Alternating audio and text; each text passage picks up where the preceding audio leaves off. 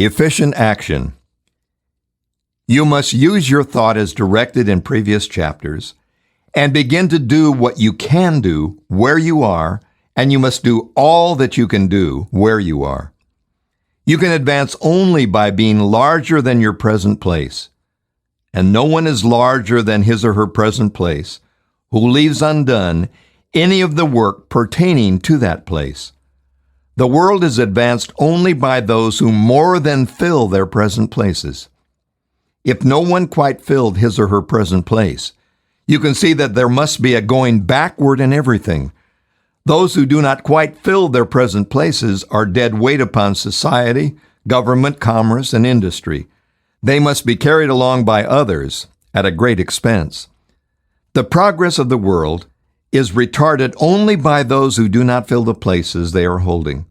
They belong to a former age and a lower stage or plane of life, and their tendency is toward degeneration. No society could advance if everyone was smaller than his or her place. Social evolution is guided by the law of physical and mental evolution. In the animal world, evolution is caused by excessive life. When an organism has more life than can be expressed in the functions of its own plane, it develops the organs of a higher plane, and a new species is originated. There never would have been new species had there not been organisms which more than filled their places. The law is exactly the same for you. Your getting rich depends upon your applying this principle to your own affairs. Every day is either a successful day or a day of failure. And it is the successful days which get you what you want. If every day is a failure, you can never get rich. While if every day is a success, you cannot fail to get rich. If there is something that may be done today, and you do not do it, you have failed insofar as that thing is concerned, and the consequences may be more disastrous than you can imagine. You cannot foresee the results of even the most trivial act. You do not know the workings of all the forces that have been set moving in your behalf. Much may be depending on your doing some simple act. It may be the very thing which is to open the door of opportunity to very great possibilities.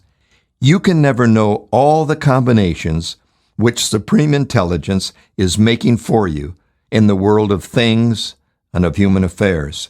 Your neglect or failure to do some small thing may cause a long delay in getting what you want.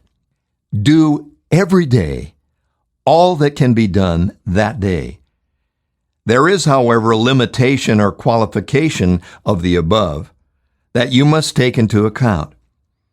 You are not to overwork, nor to rush blindly into your business in the effort to do the greatest possible number of things in the shortest possible time. You are not to try to do tomorrow's work today, nor to do a week's work in a day. It is really not the number of things you do, but the efficiency of each separate action that really counts. Every act is in itself either a success or a failure. Every act is in itself either effective or inefficient. Every inefficient act is a failure, and if you spend your life in doing inefficient acts, your whole life will be a failure. The more things you do, the worse for you if all your acts are inefficient ones. On the other hand, every efficient act is a success in itself. And if every act of your life is an efficient one, your whole life must be a success. The cause of failure is doing too many things in an inefficient manner and not doing enough things in an efficient manner. You will see that it is a self-evident proposition that if you do not do any inefficient acts, and if you do a sufficient number of efficient acts, you will become rich.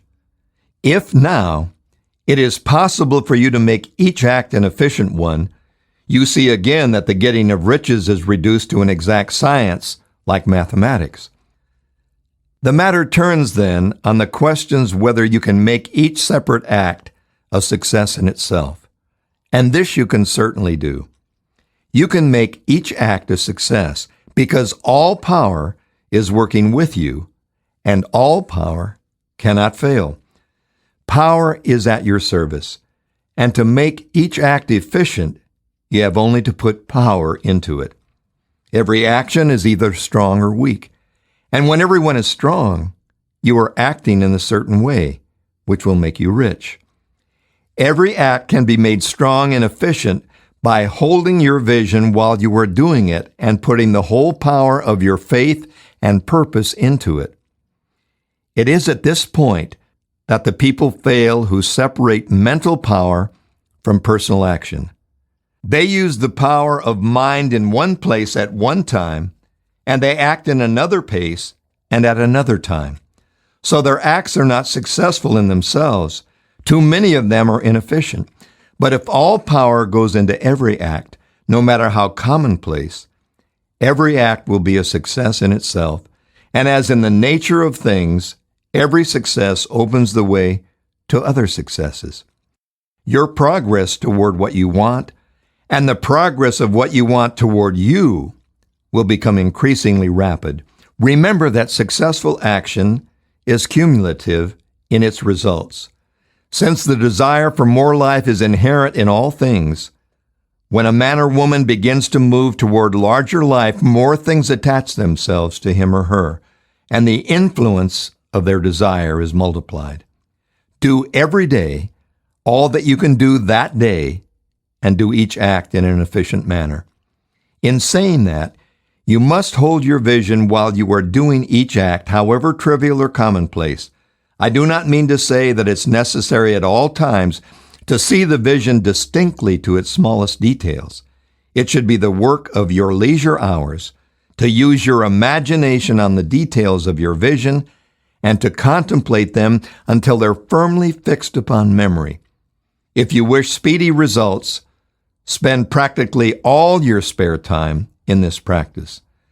By continuous contemplation, you'll get the picture of what you want, even to the smallest details, so firmly fixed upon your mind and so completely transferred to the mind of formless substance that in your working hours, you need only to mentally refer to the picture to stimulate your faith and purpose and cause your best effort to be put forth.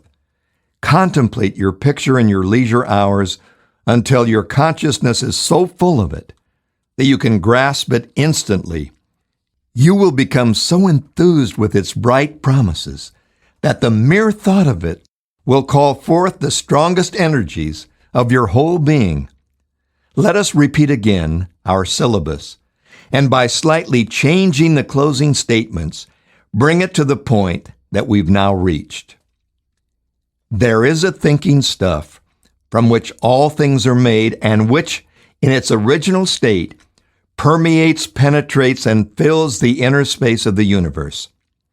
A thought in this substance produces the thing that is imaged by the thought. We can form things in our thoughts, and by impressing our thought upon formless substance can cause the thing we think about to be created. In order to do this, we must pass from the competitive to the creative mind. We must form a clear mental picture of the things we want, and do with faith and purpose all that can be done each day, doing each separate thing in an efficient manner.